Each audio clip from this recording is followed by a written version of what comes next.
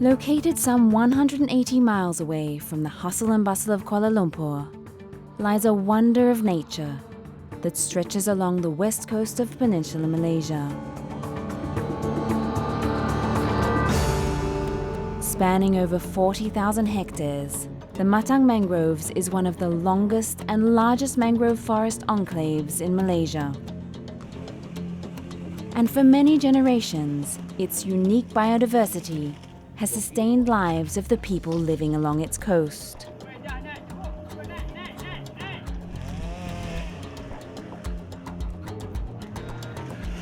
However, this stunning Malaysian ecosystem requires special attention and management if it is to continue as a source of life and a protection of life.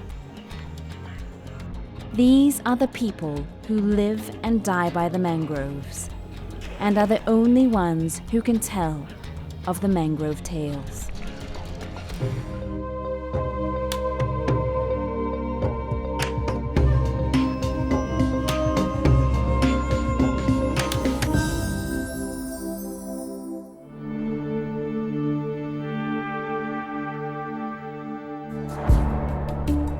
The Matang Mangroves, stretching in an unbroken chain for over 30 miles, is located along the western coast of the northern Malaysian state of Perak.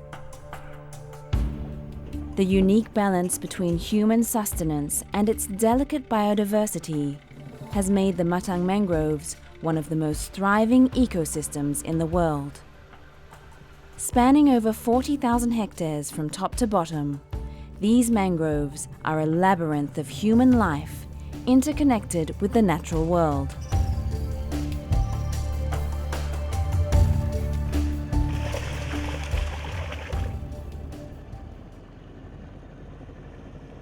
For two fishermen from Kuala Gula, a fishing village situated at the northern tip of the Matang Mangroves, the day starts much earlier.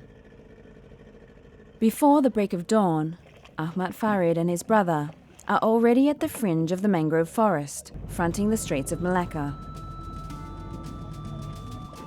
And they're hoping to catch some catfish, a fish which is in high demand throughout Malaysia. They must cast their fishing nets at the right time and at the right place. During high tide, catfish swim further inland to feed, making their way into the mangrove forest. However, as soon as the tide recedes, the catfish will escape the shallow muddy water back to sea. Ahmad Farid and his brother hope to catch the fish before they swim back, and cast their fishing nets in front of their escape route. But hauling in their catch is another challenge for the fishermen.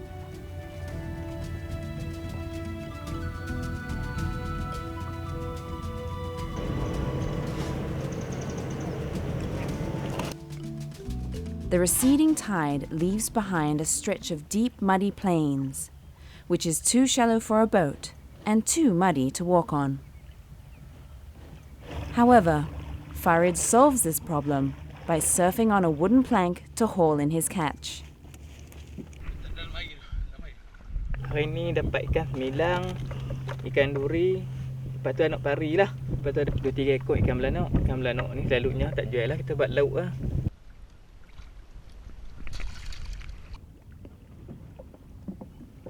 But danger lurks in the calmness of this muddy water if one is not vigilant of his surroundings. Oh, bahaya duri dah. Takut. Minta simpang lah. Jangan kena duri dah. Saya biasa kena 2 hari jalan tempung. Semilang kalau kena duri dah, tak ada ubat. Pembohong lah. Dia pergi hospital pun pembohong, tak ada ubat. Pernah kena sekali. Tu yang cakap 2 hari ronda kampung jalan kaki, tak duduk diam. Now that the tide has risen again, it is time to head home after a long day at sea.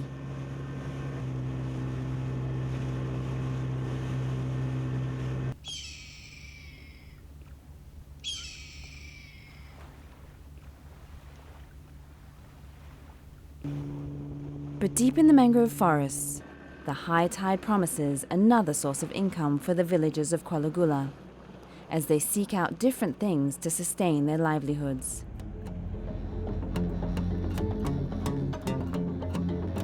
Fisherman Zakaria Mohammed and his son, Iswan, know very well where to look for mud creepers in the swampy areas of the mangroves.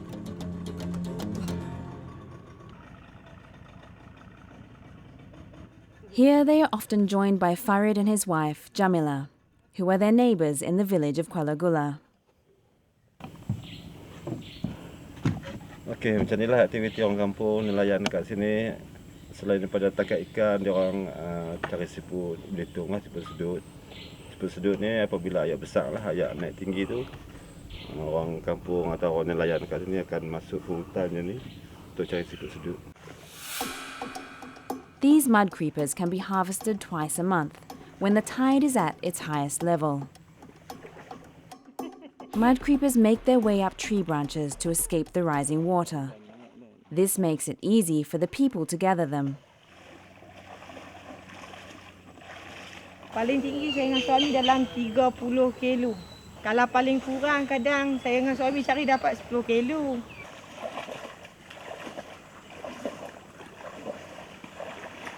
Wading through muddy water can be a daunting task, especially as there is very little time before the tide recedes. Okey Wan, kita kena balik ni, ayak surut ni. The mangroves have yet another source of income for the fishermen.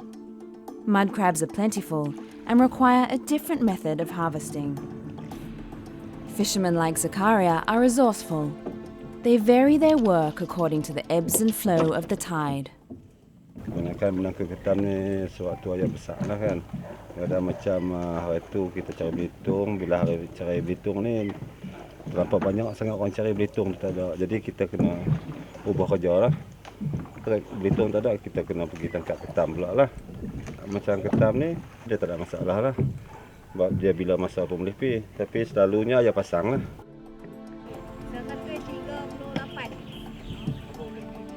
Mud crabs also provide a constant source of income for Chetna and her son, even though sometimes it's a tug of war between predators and their prey. Musuh dia yang pertama dia bewok lah. Pasal dia boleh makan umpan dia habis ni putui ni. Putui ni koyak kita kena jahit lah. Ni putui tali ni. Dia putui dia tarik umpan ni dia putui. Sini pun dia tarik juga ni. Lepas tu dia ni dia pijak. Dia pijak ni bengkok. Bewok punya perangai. Despite the risks and rewards of working in the mangrove swamps, this mother and son team cherish their freedom to live a simple life. But these simple pleasures may soon become a thing of the past.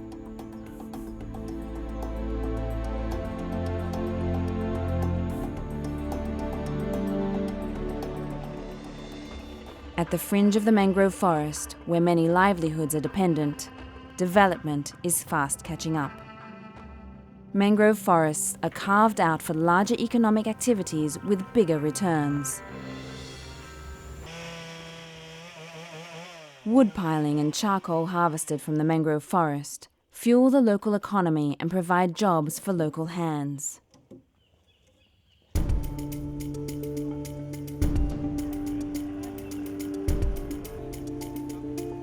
However, Zakaria is determined to protect the mangroves and ensure its flourishing biodiversity does not diminish.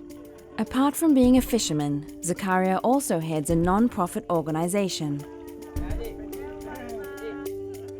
Friends of the Mangrove, which is trying to regain some of the losses through replantation of the mangroves. Selepas tsunami pada tahun 2004, kita nampak dia punya kepentingan bakau lah, yakni dia sebagai penampan daripada ombak yang besar, kemudian daripada ribut taufan, kan angin apa semua tu. Kemudian daripada sumber ekonomi, okey dia boleh menjamin nelayan yang ada di sekitar sinilah. Ini tempat pembiakan marine kan. Macam ikan, udang pun memang suka kepada bakau, pokok bakau ni. But will Zakaria's effort bear fruit in the long run as the rate of deforestation escalates to fulfill human needs?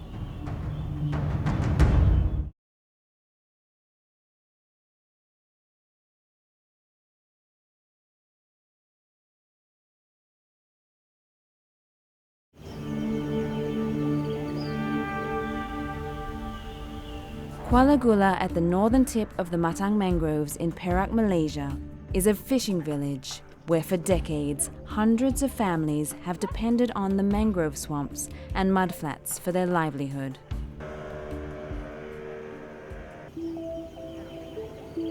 But according to research findings, the history of this mangrove swamp dates back to thousands of years ago. There, hidden in the mangrove swamp, once laid evidence of early human inhabitants from a different culture in a different time zone.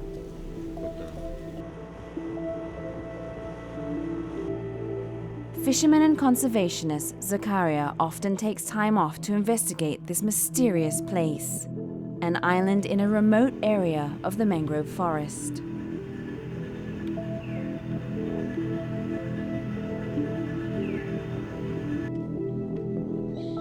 It is called the Kalumpang Island, named after the tallest and perhaps oldest tree on the island.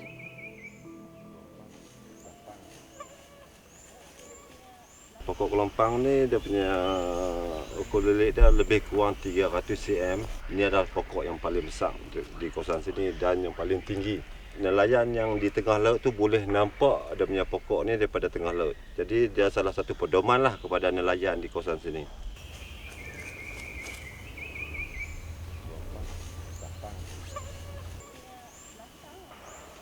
Besides being an ancient navigation post, there is further evidence that suggests Kalumpang Island was inhabited from as early as 200 BC. And it seems cockles were one of the early inhabitants' main source of diet. Kita boleh tengok kulit kerang ni banyak berlapis-lapis. Kawasan ni juga dipanggil kota kulit kerang. Dan kita tengok ada lubang dekat sini. Lubang ni digali oleh pihak universiti dan terjumpa rangka orang di dalam lubang ni lah.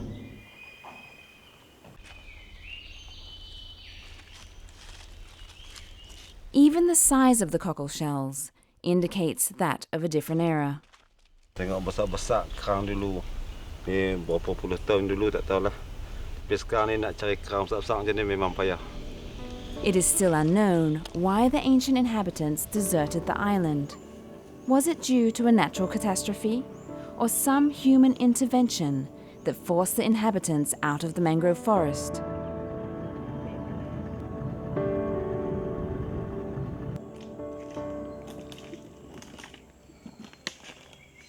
In a way, Zakaria is now the present custodian of this mangrove forest, and much can be learned from the past, so history does not repeat itself when it comes to the survival of the mangrove people. Zakaria and his group of volunteers are taking small steps towards the preservation of the mangroves. They start by looking for seeds to replant. Pokok bakau ni dia setiap tahun dalam bulan 6 dia akan berbuah. Apabila musim berbuah tu, kami akan datang 2 hingga 3 biji bot untuk mengutik benih ni.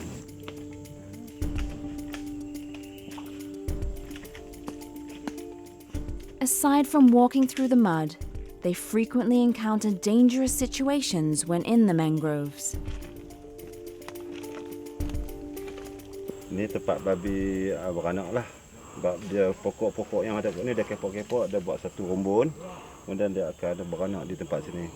Jadi macam kami ni bila nampak macam ni kan, berhati-hatilah bermakna apabila babi tu ada anak dia jadi agresif, dia marah.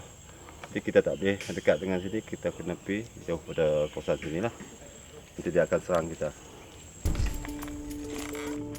Once the seeds are collected, they are then replanted at a nursery, and these volunteers take time off from their usual routine as fishermen to become conservationists.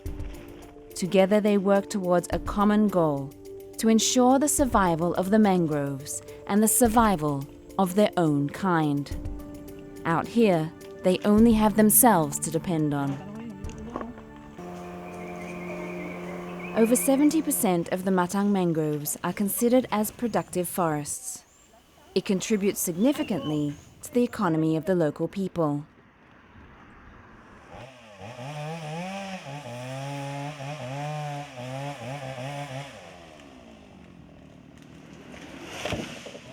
And this is what Zakaria and his friends are hoping to replace.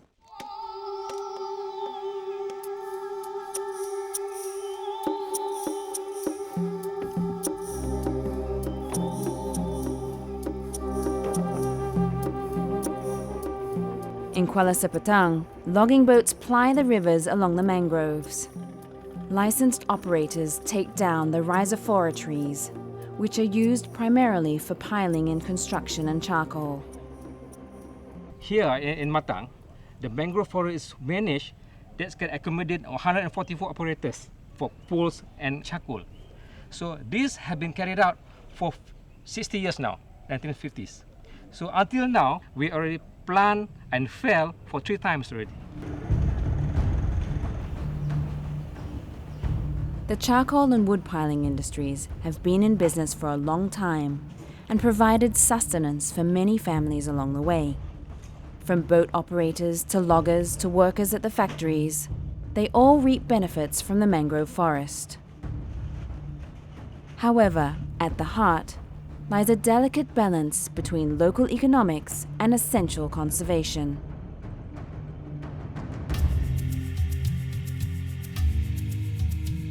As the night sets over the Matang mangroves, a boat ride along the meandering river presents a different kind of sight and surprise.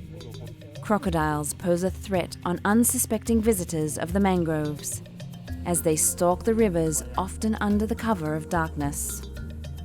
However, Pak Lang, the local croc hunter, is always at hand to prevent any untoward incidents.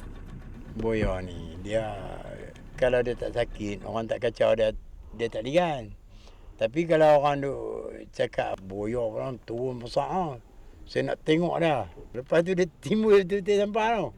Dia timbul betul sampan tengok besar. Fortunately, there have been no incidents of croc attacks on humans along the Matang mangroves. As long as the balance of the food cycle is maintained, crocodiles will roam at ease and humans can go about their ways in peace. It's a natural harmony that must not be disturbed.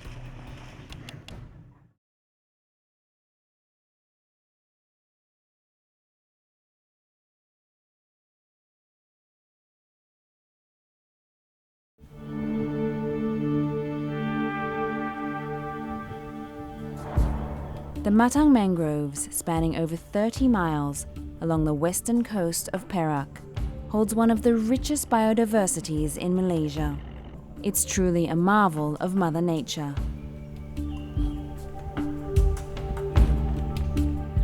But keeping it that way is a subject of great concern to Zakaria Muhammad, a local fisherman who also spearheads a non-profit organization, Friends of the Mangrove.